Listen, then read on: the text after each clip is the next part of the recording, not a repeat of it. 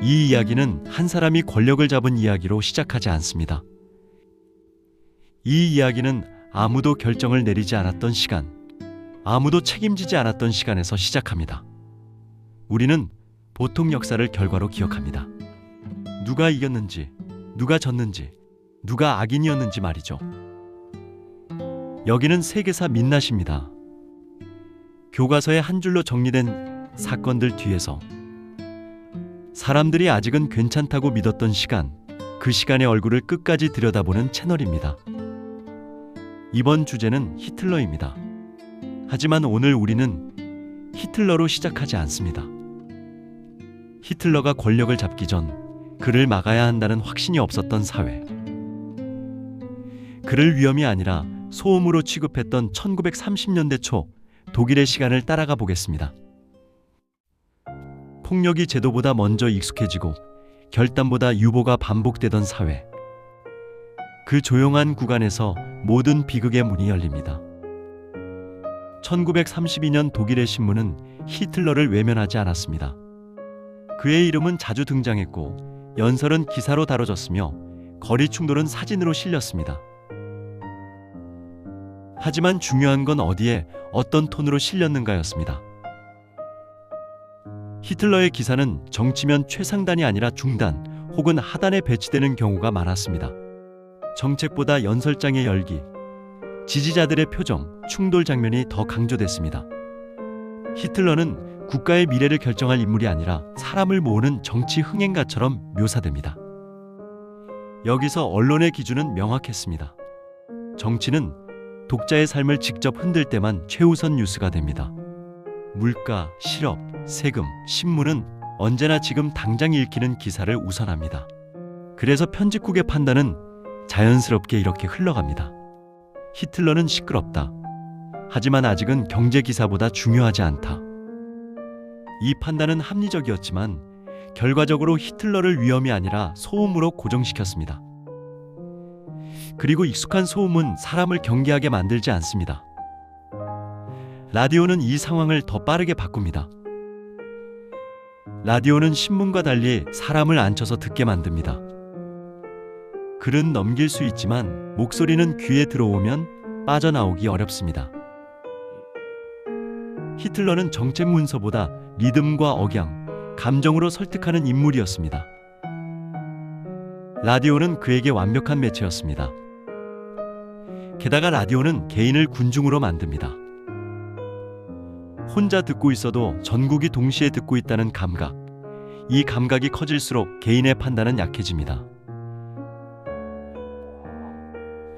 언론은 이 변화의 위험성을 즉각적으로 인식하지 못했습니다.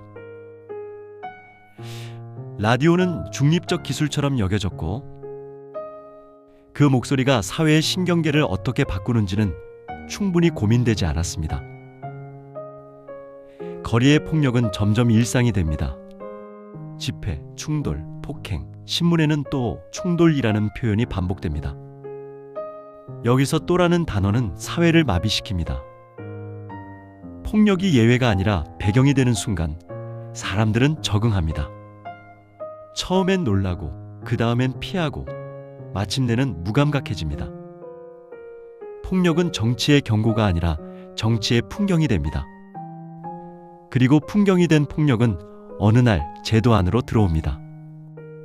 그 문을 누가 열어줬을까요? 엘리트가 히틀러를 본 감정은 존경이 아니었습니다. 그건 공포였습니다.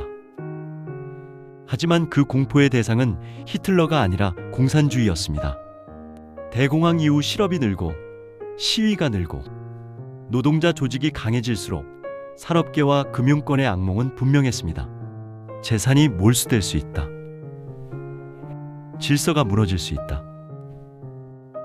이때 히틀러는 이 공포를 막아줄 가장 강력한 대체제처럼 보입니다. 중요한 점은 엘리트가 히틀러의 사상에 동의하지 않았다는 사실입니다. 그들은 이렇게 생각했습니다. 우리는 히틀러를 좋아하지 않는다. 다만 공산주의를 막아야 한다. 이 사고방식은 정치에서 흔하지만 가장 위험한 선택 중 하나입니다. 왜냐하면 극단주의는 타협을 조건이 아니라 시간 벌기로 보기 때문입니다. 정치는 돈으로 굴러갑니다. 연설, 포스터, 이동, 조직, 모든 것은 자금입니다. 엘리트는 히틀러에게 권력을 준 게 아니라 지속 가능한 조직을 만들 연료를 제공합니다. 공식 후원, 비공식 모임, 산업계 네트워크, 우회 지원. 이 모든 것은 균형을 맞춘다는 명분 아래 이루어집니다. 한쪽이 너무 커지면 반대편도 키워야 한다.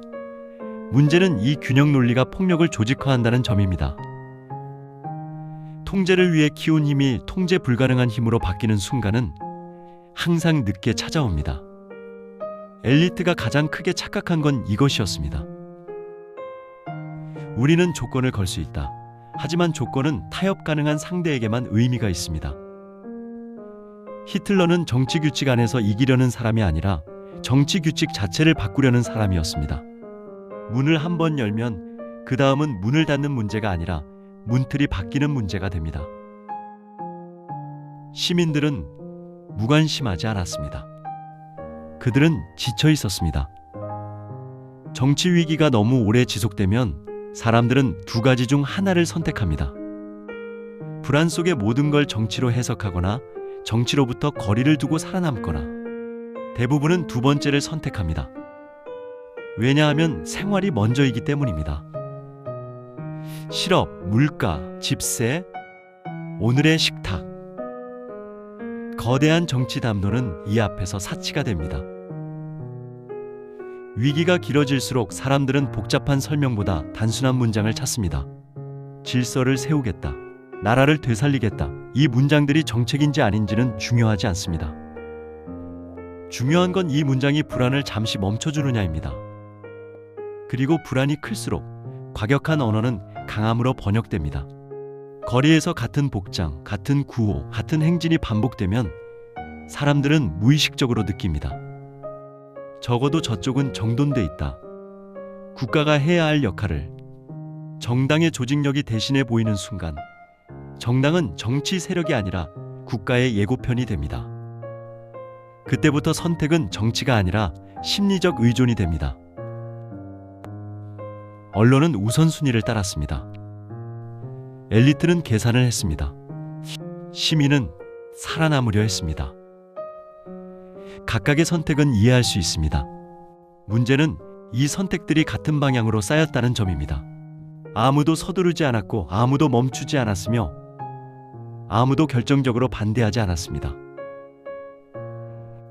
그래서 히틀러는 문을 부수고 들어온 인물이 아니라 비어있던 틈으로 천천히 들어온 인물이 됩니다.